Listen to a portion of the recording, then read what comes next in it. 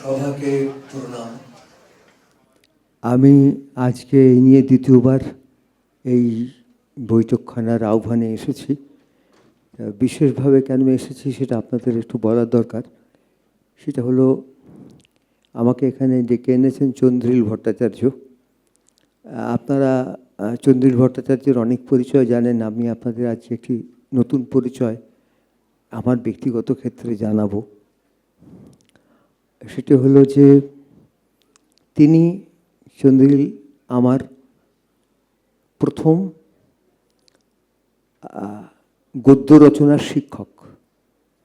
আমি তার সঙ্গে যখন একসঙ্গে চাকরি, এটা হাসির কথা নয়, কারণ আমার এটা অভিজ্ঞতা থেকে বলা কথা।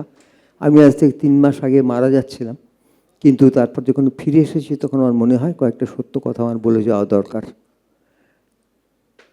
1988 সাল থেকে আমি দেশ পত্রিকায় এবং আনন্দবাজার পত্রিকায় গদ্য লিখে আসছি, কিন্তু আমাকে গদ্যের প্যারাগ্রাফ কী করে করলে ভালো, কোনটা কীভাবে ভালো হয়, কোন লাইনটা শেষে রেখে কোন লাইনটা প্রথমে রাখলে প্যারাগ্রাফের ভালো, শেষ লাইনটাকে ওপরে আনলে অথবা প্রথম লাইনটাকে মাঝখানে আনলে ভালো, এগুলো বা প্রত্যেকটা লেখা তখন দেখে দিতেন। আমার প্রথম গদ্য লেখার 27 বছর পরে রোববার পত্রিকায় চন্দ্রিল ভট্টাচার্য। তিনি আমার 3টে বইয়ের নামকরণ করে দিয়েছেন। আমার আর কোনো বইয়ের নামকরণ আমি ছাড়া আর কেউ কখনো করেনি। 3টি বইয়ের নামকরণ করেছেন। একটির নাম হচ্ছে 1 লাখ আন্নার স্নানঘর, একটির নাম হচ্ছে ফেসবুক, আরেকটির নাম কি আমার এই পর্যন্ত মনে পড়ছে না। 72 বছর বয়স হয়েছে, প্রায় সব ভুলে গেছি। কিন্তু এই কথাটা স্বীকার করে যাওয়ার দরকার যে হাতে কলমে আমাকে গদ্য লেখা, আমি যে প্রশিক্ষণ তা চন্দ্রিল ভট্টাচার্যের কাছে পেয়েছি। আর সেই অর্থে তিনি আমার শিক্ষক, তিনি আমার ডাকলে আমার সেখানে আসা দরকার। আমি আমার বলা শুরু করছি।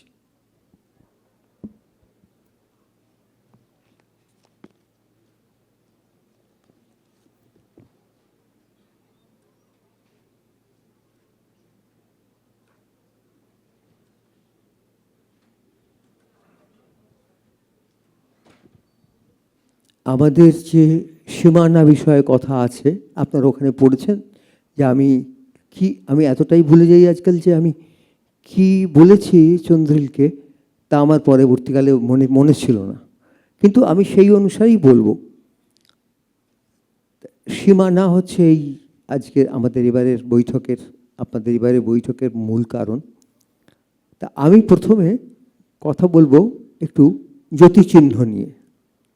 ধরুন, জীবনানন্দ দাশের যে ধূসর পাণ্ডুলিপি বই, আমি জীবনানন্দ দাশের আরেকটি বইও এনেছি, যদি আমার সময় থাকে তবেই আমি বলবো সেই বিষয়টা, আর যদি সময় না থাকে তাহলে বলবো না। শক্তি চট্টোপাধ্যায়কে আমরা সবসময় শুনে এসেছি, অর্থাৎ আপনারা তো এখানে যারা আছেন তারা আমার থেকে বেশিরভাগ সময় বয়সে ছোট। 70 দশক থেকে আমরা শুনে এসেছি যে শক্তি চট্টোপাধ্যায় প্রধানত জীবনানন্দ দাশের প্রভাবে কবিতা লিখেছেন এবং তিনি অনুগামী, খুব বড় অনুগামী একজন, কিন্তু তিনি জীবনানন্দ দাশের দ্বারা প্রভাবিত। তা এই কথাটির যে অন্তঃসারে যদি ঢোকা যায় তাহলে আমি অন্তঃসারে প্রবেশ করে অন্যরকম ফল বা রেজাল্ট পেয়েছি। তাই আমি জীবনানন্দ দাশের অবসরের গান ধূসর পাণ্ডুলিপি থেকে আমি কয়েকটি লাইন পড়ছি। এই লাইনগুলি আপনারা পাবেন। আমি পড়ব তখন আমি কিন্তু জ্যোতিচিহ্ন সহকারে পড়ব। সাধারণত কবিতা পাঠ যখন হয় তখন তো জ্যোতিচিহ্ন মেনশন করা হয় না, উল্লেখ করা হয় না, তো আমি জ্যোতিচিহ্ন দিয়ে পড়ব। ধরা যাক আমি মাঝখান থেকে বলছি। আহ্লাদের অবসাদে ভরে আসে আমার শরীর, চারিদিকে ছায়া ড্যাশ রোদ ড্যাশ খুদ ড্যাশ কুড়া ড্যাশ কার্তিকের ভিড়। আচ্ছা, এই কবিতার প্রথম লাইন হচ্ছে, শুয়েছে ভোরের রোদ ধানের উপরে মাথা রেখে। এটা হচ্ছে প্রথম লাইন। অলস গিয়োর মতো এইখানে কার্তিকের ক্ষেতে, অর্থাৎ একটা ধান ক্ষেত আমরা দেখতে পাচ্ছি যেখানে ভোরের রোদ শুয়ে আছে। আচ্ছা, আবার আরেকটি জায়গায় তিনি লিখছেন যে তার বিখ্যাত লাইন, গাছের ছায়ার তলে মদ লয়ে কোন ভাঁড় বেঁধেছিল ছড়া, তার সব কবিতার শেষ পাতা হবে আজ পড়া, ভুলে গিয়ে রাজ্য ড্যাশ জয় ড্যাশ সাম্রাজ্যের কথা। আচ্ছা, আবার দেখুন একটা লাইন, ফলন্ত ধানের গন্ধে ড্যাশ রঙে তার ড্যাশ স্বাদে তার ভরে যাবে আমাদের সকলের দেহ। আচ্ছা, এইবার আরেকটি জায়গায় বলি,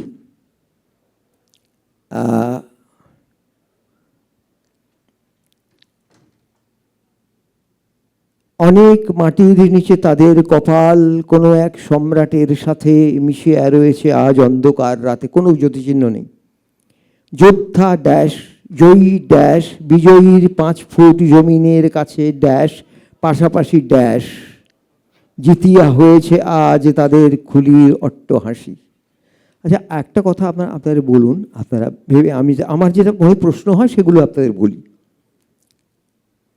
আহ্লাদের অবসাদে ভরে আসে আমার শরীরের মধ্যে, কোনো জ্যোতিচিহ্ন নেই, কিন্তু দেখা যাচ্ছে চারিদিকে ছায়া রোদ, ছায়া ড্যাশ রোদ, খুদ রোদ ড্যাশ খুদ ড্যাশ কুড়া ড্যাশ কার্তিকের ভিড়।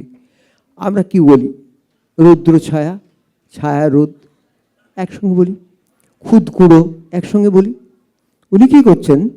উনি ছায়ায় একটা ড্যাশ দিয়ে রোদ থেকে একটু দূরে রাখছেন, রোদের পরে একটা ড্যাশ দিয়ে খুদকে একটু দূরে রাখছেন, ড্যাশ দিয়ে কোড়াকে একটু দূরে রাখছেন, আবার ড্যাশ দিয়ে কার্তিকের ভিড়।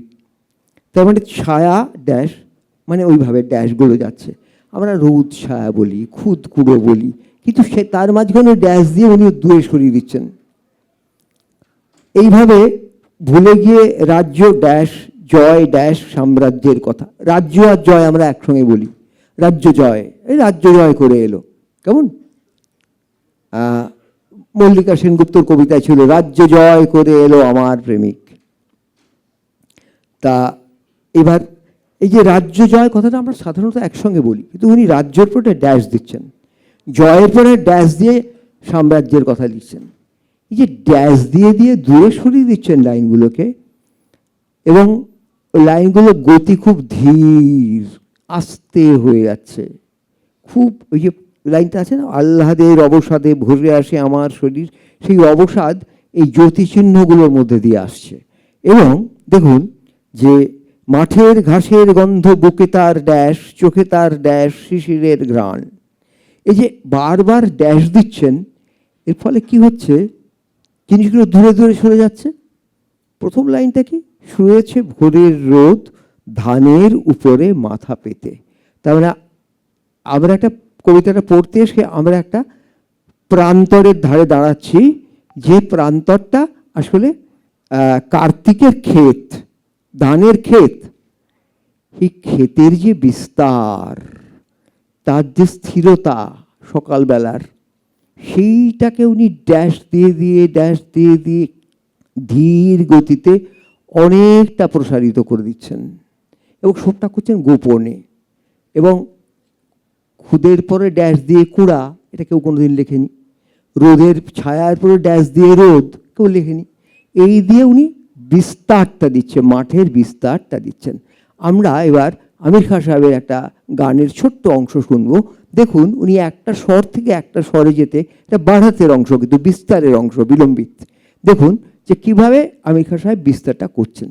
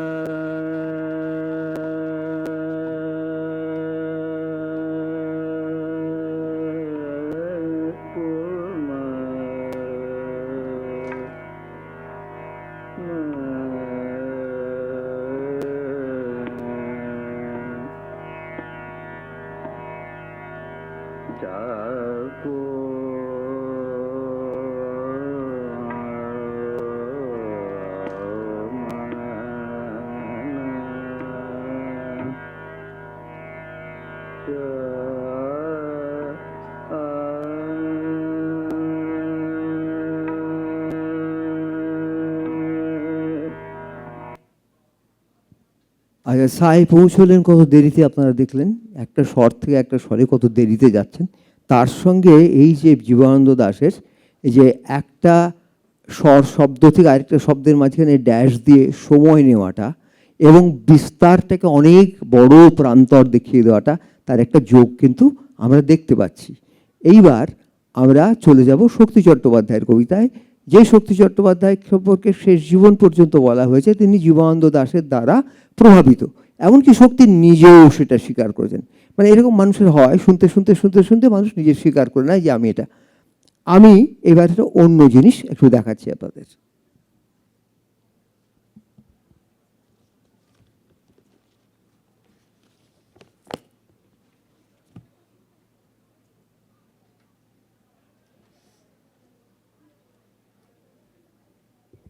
এগুলি হচ্ছে চতুর্দশপদী। এই জ্যোতিচিহ্ন নিয়েই কিন্তু আমি কথা বলছি, কেমন? এইখানে শক্তির জ্যোতিচিহ্ন প্রয়োগ দেখুন।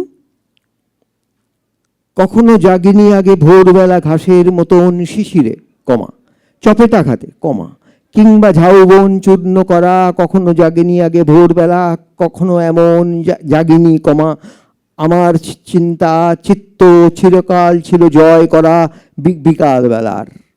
আরেকবার বলি, কখনো জাগিনি আগে ভোরবেলা ঘাসের মতন শিশিরে, চপেটাঘাতে, কিংবা ঝাউবন চূর্ণ করা হাওয়ায় জাগিনি আগে ভোরবেলা, কখনো এমন জাগিনি, কমা, আমার চিত্ত চিরকাল ছিল জয় করা বিকাল বেলার।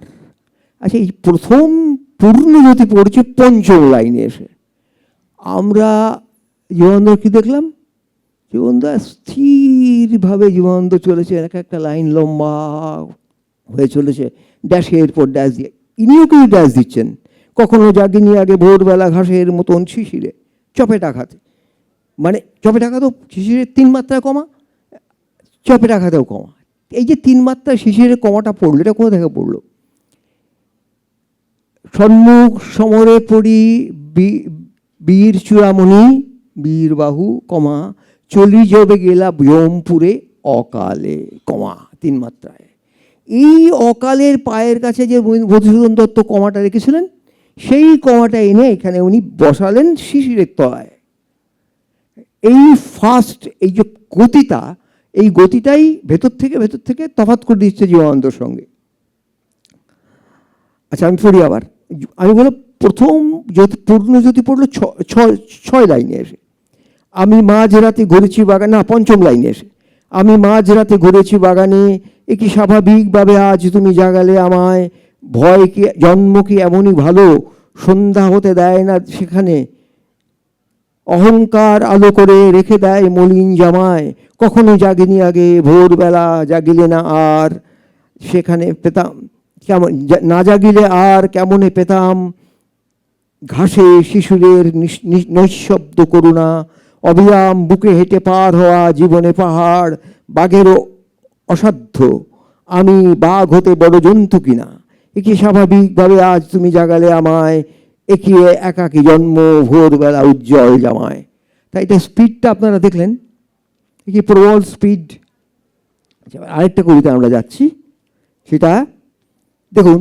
এখানে কিন্তু উনি কি করছেন, আমরা জানি অক্ষবৃত্ত 8 মাত্রায় সম্পূর্ণ, প্রথম পর্ব 8 মাত্রায় সম্পূর্ণ হয়। কি যশোধরা আছেন তো?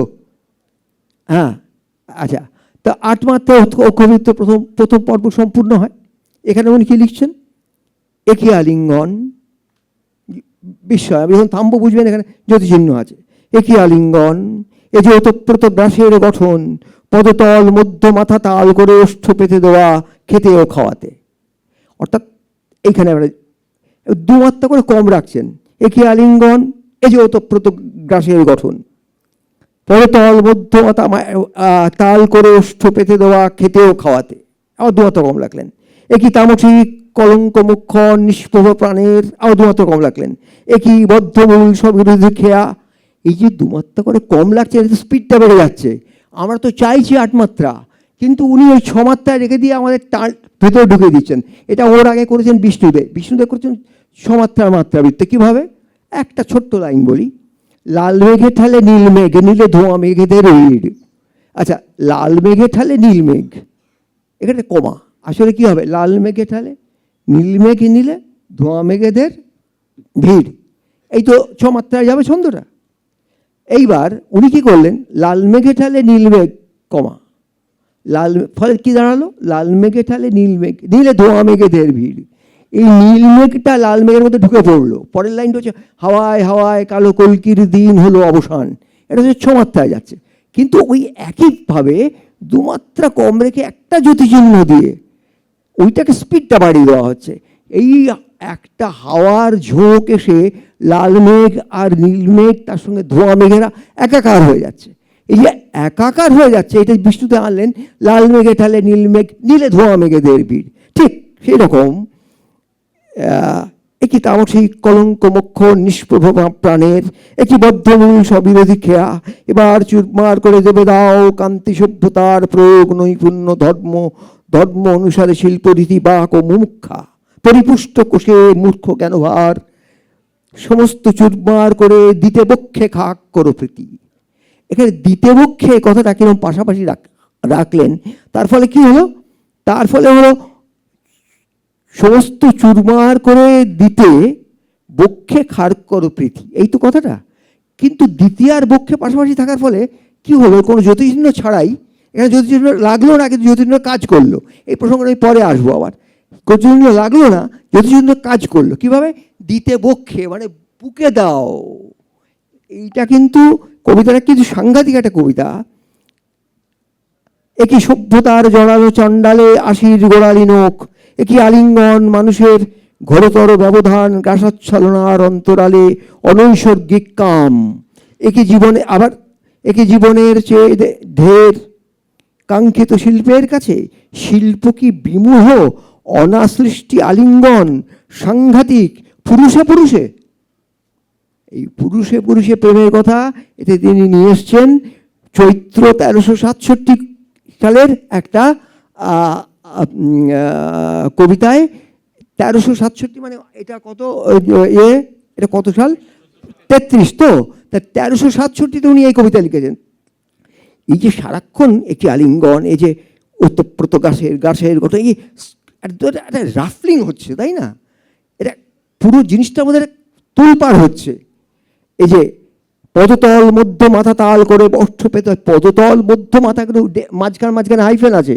এখানে আপনাদের হাইফেনের একটা ছোট্ট ব্যবহার বলে দিই, মানে একটা মনে পড়ে গেল। সেটা হচ্ছে খুব শান্ত একটি কবিতা, তারপর যেতে যেতে যেতে এক নদীর সঙ্গে দেখা।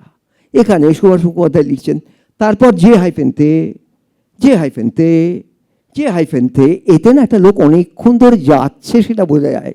শুধু আমি আজকে জ্যোতিচিহ্ন নিয়েই বলবো। তা এই যে একটা হাইফেন দিয়ে ওই যাওয়াটাকে অতক্ষণ চালিয়ে গেল। আর এ করছে কি? পদতল মধ্য মাথা তাল করে গোষ্ঠ পেতে দেওয়া, খেতে ও খাওয়াতে। মানে দুজন পুরুষের মধ্যে একটা প্রবল ভালোবাসা হচ্ছে, সেটা একটা ওলট পালট ভালোবাসা, রাফলিং অফ বেডশিটস, সেই রকম আর কি। তা সেই যে আমি কবিতাটা পড়লাম, এইবার তুমি একটা ফয়াজ খান সাহেবের একটা গান চালাও, দুধপায়ের গান চালাবে। এই জৌনপুরি, আগেরটা ছিল দরবারি কাঁড়া।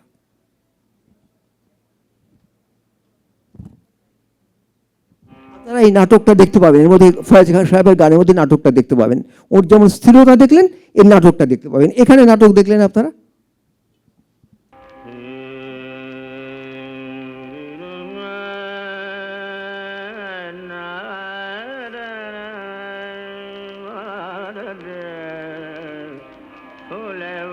की गर्दन में कामा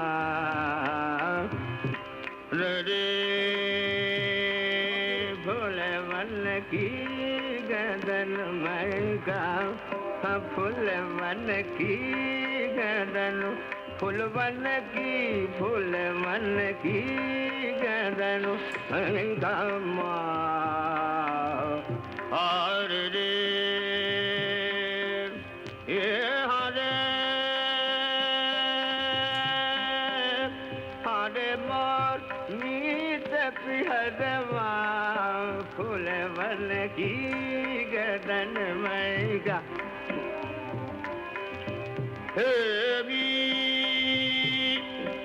गर्दन मई काला मारो देव गर्दन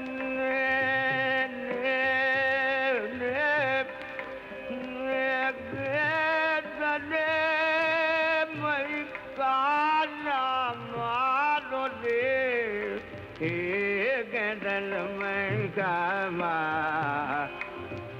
रे गर्दन। আপনারা দেখলেন যে ওই নাটকটা যেটা এই শক্তির দুটো কবিতার মধ্যে দেখালাম, অর্থাৎ জীবনানন্দ থেকে শক্তি চট্টোপাধ্যায়ের অন্তর সম্পূর্ণ ভিন্ন ছিল, কিন্তু আমাদের কাব্য সংসারে কবিতা সমাজে এরকম কথা চালু হয়ে যায়। কারণ কি, শক্তি লিখেছিলেন মহিনের ঘোড়াগুলি ঘরে ফেরে নাই, উহারা জেব্রার পাশে চলিতেছে, বা এরকম ধরনের লাইন অনেক লিখেছেন, যে মালবিকা ওইখানে যেও না তুমি কথা কো না কো ওই যুবকের সাথে, সরাসরি লিখে দিয়েছেন। এগুলো কিন্তু সচেতন প্রয়োগ, কিন্তু মানুষ কি মনে করলেন, মানুষ মনে করলেন উনি জীবনানন্দ দ্বারা প্রভাবিত। এই অন্তর থেকে দেখা যায় যে, এই জ্যোতিষিন্দ্র ব্যবহার থেকে দেখা যায় যে কতটা আলাদা। এই আপনার ফায়েজ খার গানটা শুনলেন, যে দেখলেন সেখানে কীরকম প্রবল নাটক রয়েছে, কীভাবে থামছেন, লয়কারি করছেন, এই ঠিক সেই লয়কারিটা কিন্তু এই শক্তির কবিতার মধ্যে রয়েছে। শক্তি শেষ জীবনে পৌঁছে যখন দুবার স্নায়ুর অসুখ হয়ে গেছে, তখন এর বিখ্যাত কবিতার প্রথম লাইনটা শুরু করছেন এইভাবে, যেমন সুভাষ মুখোপাধ্যায় শুরু করেছেন, তারপর যেতে হাইফেন যে হাইফেন তে যে হাইফেন তে যেতে যেতে যেতে এক নদীর সঙ্গে দেখা, যেটা পরবর্তীকালে ভাস্কর চক্রবর্তীর কবিতা আমরা পাবো, যে 72 সালে সে এবং বিনাদির কথা আর নাই বললাম। অবশ্য তার আগে প্রেমেন্দ্র মিত্র লিখে গেছেন যে অথবা কিন্নর, কিন্তু সেই প্রয়োগগুলো প্রত্যেকটা আলাদা। এখানে বলি, শক্তির যখন দুবার স্নায়ু রোগের চিকিৎসা হয়ে গেছে, ওর যে প্রবল মানে যে পরাক্রম, সেটা কবিতার পরাক্রম, সেটা আস্তে আস্তে স্তিমিত হতে আরম্ভ করছে, তখন এটি কবিতা লিখলেন। কবিতার খুব বিখ্যাত হলো সেই বই, সবাই আমরা জানি, যেতে পারি কিন্তু কেন যাবো। তার প্রথম লাইনটা কি, ভাবছি ঘুরে দাঁড়ানোই ভালো। ভাবছি তো একটা কমা আছে, আমি আগে কমা নিয়ে কথা বলছিলাম, কমা হাইফেন এসব নিয়ে কথা বলছিলাম, ড্যাশ এসব নিয়ে কথা বলছিলাম। তা ভাবছি ঘুরে দাঁড়ানোই ভালো। এই যে সারাদিন ধরে এত কালো মেখেছি দু হাতে, কখনো তোমার লাইনটা বোধহয় ভুল বললাম না গো, সারাদিন ধরে এত কালো, এটা বের করতো, কোথায় গেল কবিতাটা, এত কালো মেখেছি দু হাতে,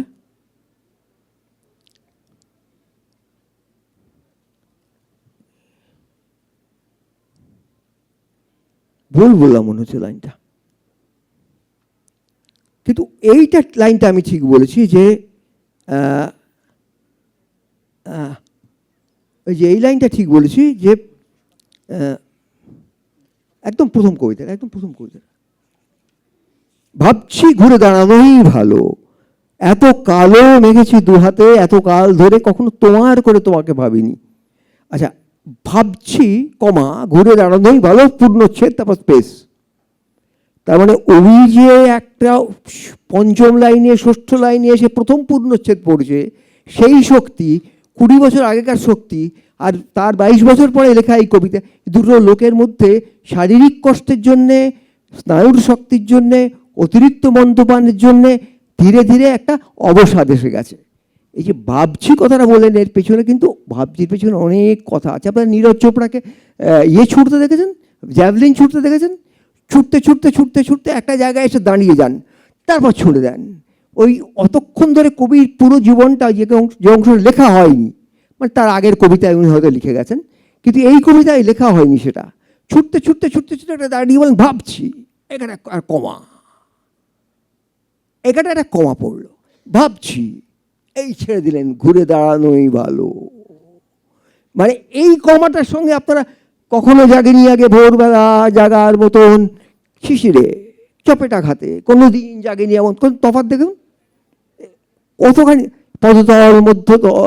পদতল মধ্য মাথা এক করে দেওয়া, খেতে ও খাওয়াতে, দেখুন তার সঙ্গে কত তফাৎ এই কমার। ভাবছি মানে ওই ছুটতে ছুটতে নীরজ চোপড়া এসে একটা জায়গায় দাঁড়ালো, দাঁড়িয়ে জ্যাভেলিনটা ছুঁড়ে দিল, ঘুরে দাঁড়ানোই ভালো, এই ভাবছি পরে কমাটা দিল। আচ্ছা, এইবার আমরা সুভাষদার একটা কবিতা, সুভাষ মুখোপাধ্যায় একটা কবিতার একটা অংশে চলে যাব।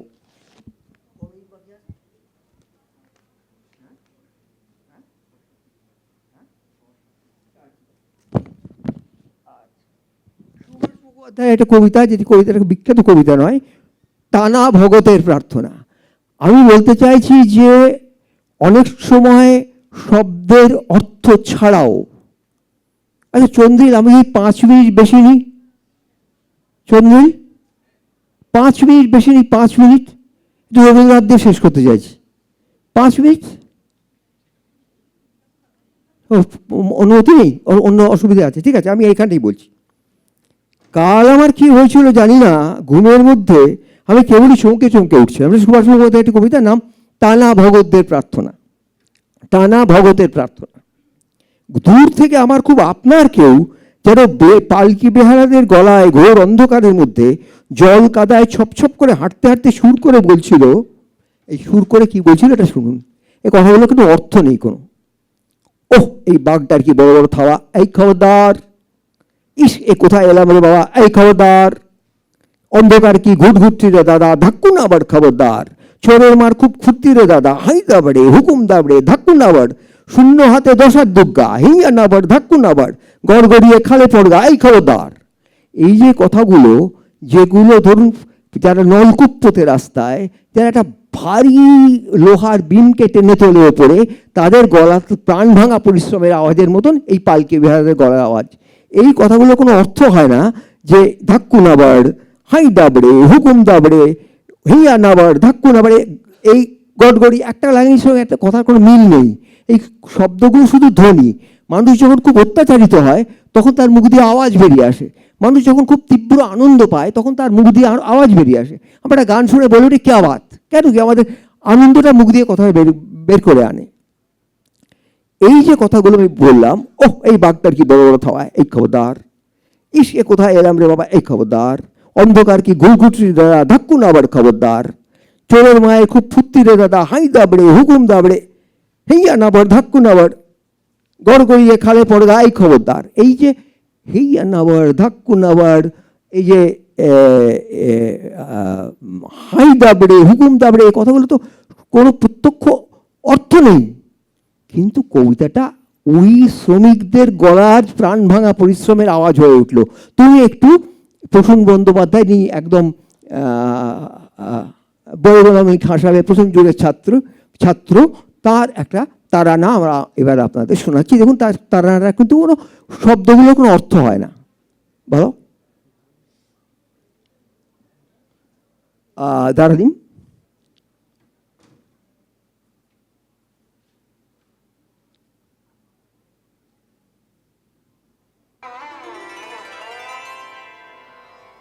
Daradim, daradim, daradim, daram, daradim, daradim, daradim, daram. Ah, dadade, dane, dane, tana, na dir dir tom, tana na tana tom dir, dadade, dane, tadane, tadadane, dane, dane, dane, daradim. Daradim, daradim, daradim, আচ্ছা আপনারা দেখলেন এই যে গানটা আমরা শুনলাম, এটা একদম তারানা। তারানা এই যে বইগুলো দারাদিম দারাদিম দারাদিম দ্বারা, এইটার কিন্তু কোনো অর্থ নেই। সুভাষ মুখোপাধ্যায় কবিতায় যে শব্দগুলো ব্যবহার করেছেন প্রত্যক্ষ কোনো অর্থ নেই, কিন্তু একটা জিনিস নিয়ে আসছে, সেটা হচ্ছে ওই শ্রমিকদের প্রাণ ভাঙা পরিশ্রমের প্রবলতা নিয়ে আসছে। এবং এখানে কোনো জ্যোতিষিন্দ ব্যবহার নেই পুরো জিনিসটার মধ্যে, একটা দীর্ঘ কবিতার অংশ। তার সঙ্গে আমি আপনি দেখেন নটমল্লারে আমাদের একটা তারানা আপনাদের দেখলেন, অর্থাৎ যে শব্দের যে অর্থ তার সীমাকে পেরিয়ে চলে গেল। গানেও বোলের যে অর্থ, আগে যে দুটো ফয়াজ খান সাহেব এবং আমি খান সাহেবের গান শুনিয়েছি, সেই গানেও কিন্তু কথা ছিল, বোল ছিল, তার অর্থ ছিল। এখানে বোলের অর্থ নেই। দ্বারা দিম দ্বারা দিম দ্বারা দিম দ্বারা দিম তা কি দেরে না, তাই না? আচ্ছা, অর্থাৎ এগুলো কোনো অর্থ নেই। এইবার আমরা শেষ করব রবীন্দ্রনাথ দিয়ে। তার আগে আপনারা রবীন্দ্রনাথের গান, এই যে দ্রুত একতাল বলে যে তালটা আছে, সেই তাল সাধারণত দ্রুত একতাল, বিলম্বিত একতাল আছে, আর দ্রুত একতাল হচ্ছে 12 মাত্রার 4-4-4 করে চলে। আবার এটাকে ক্লাসিক্যালে 2-2-2-2-2-2 করে 6 করেও করা যায়। রবীন্দ্র সৃষ্ট যে দ্রুত একতাল, সেটা কিন্তু 3-এর চলনে চলেছে। আমরা রবীন্দ্রনাথের বিখ্যাত গান বাজিয়ে আজকে আমাদের কাজটা শেষ করব। তুমি বাজাও চিত্রলেখা চৌধুরীর মোরে বারে বারে ফিরালে মোরে।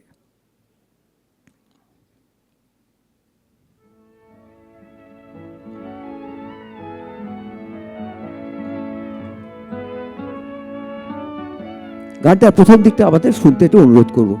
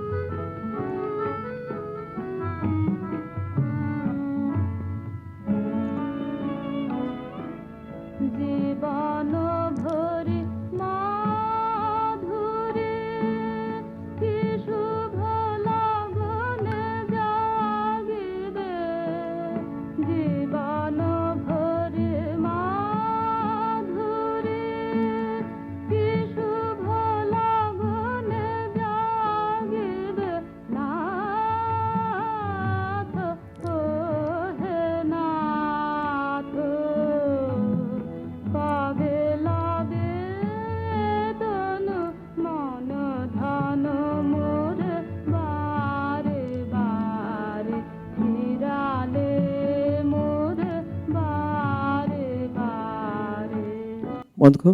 আচ্ছা, আপনারা দেখলেন গানটা শুনলেন। এই যে গানটার ছোট্ট গান, এই প্রথম লাইনটা, এই প্রথম স্তবকটা দ্বিতীয়বার আরেকবার পুনরুক্তি করা হবে, আরেকবার দ্বিতীয়বার একই বাজানো হবে। আমি গানটার প্রথম দুটো লাইন, হতে প্রথমবার মানে একবার মাত্র এইটা করা হয়েছে, সেইটা আমি একটু বাজাতে বলছি ওকে। আরেকবার আপনারা প্রথম লাইনটা আরেকবার শুনুন।